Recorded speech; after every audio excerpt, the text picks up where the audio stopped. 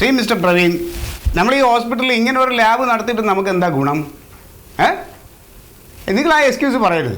Equipments ഇല്ല, അതില്ല, ഇതില്ല എന്ന് പറഞ്ഞിട്ട് ഞാൻ എത്ര ലക്ഷങ്ങൾ മുടക്കിയ ഇപ്പോൾ പുതിയ കാത്തറ്ററൈസേഷൻ ലാബ് തുടങ്ങിയത്. ആ ലാബ് തുടങ്ങിയിട്ട് ഇവിടെ എന്താ ഉണ്ടായ?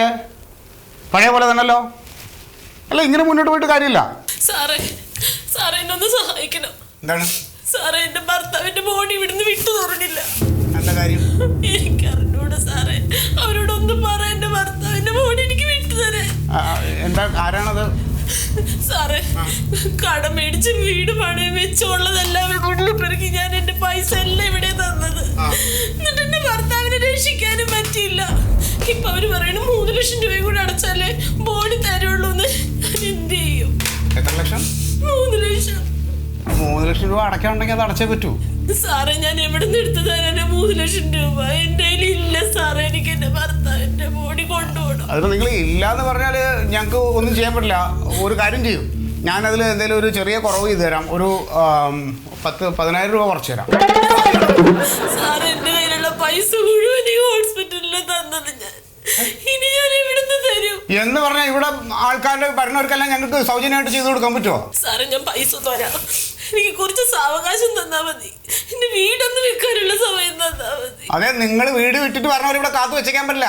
ബോഡി ഞങ്ങളെടുത്ത് കുടിച്ചിട്ടോളാം, അല്ലെങ്കിൽ മെഡിക്കൽ സ്റ്റുഡൻസ് ഉണ്ട്, അവർക്ക് പഠിക്കാൻ കൊടുത്തോളാം. നിങ്ങൾ കാശുണ്ടെങ്കിൽ ഇവിടെ അടയ്ക്കാൻ നോക്കാം, അടച്ചിട്ട് ബോഡി കൊണ്ടുപോകാം. സാറേ, നിങ്ങൾക്കൊന്നും ഒരു മനസ്സാക്ഷിയില്ലേ? നിങ്ങളുടെ ഭർത്താവിന് ഇത്രയും ദിവസം ഞങ്ങൾ ഇവിടെ ചികിത്സിച്ചില്ലേ? അല്ലെങ്കിൽ കാശില്ലെങ്കിൽ എന്ത് ചെയ്യണം? നിങ്ങൾ സർക്കാർ ആശുപത്രി കൊണ്ടുപോകണം. എന്തിനാ ഇവിടെ കൊണ്ടുവന്നേ? ഞാൻ നിങ്ങളുടെ കാര്യം എന്തിനാ? അത് വേണ്ട. എന്റെ ഉണ്ണിയേട്ടന്റെ ബോഡി ഇട്ടാതെ ഞാൻ പോവില്ല. നിങ്ങൾ മെനക്കെടുത്ത് നിന്ന് പോയ സെക്യൂരിറ്റി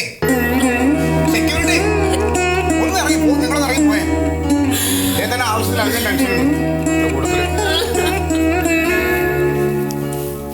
എന്താണിത്?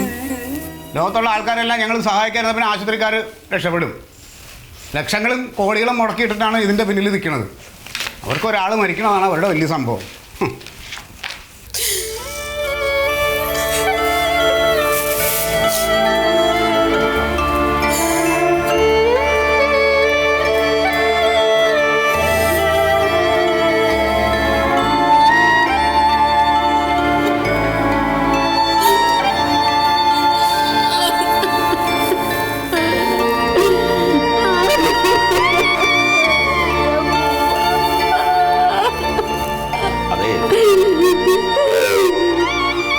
പെങ്ങളെ, എങ്ങോട്ട് നോക്കിയേ.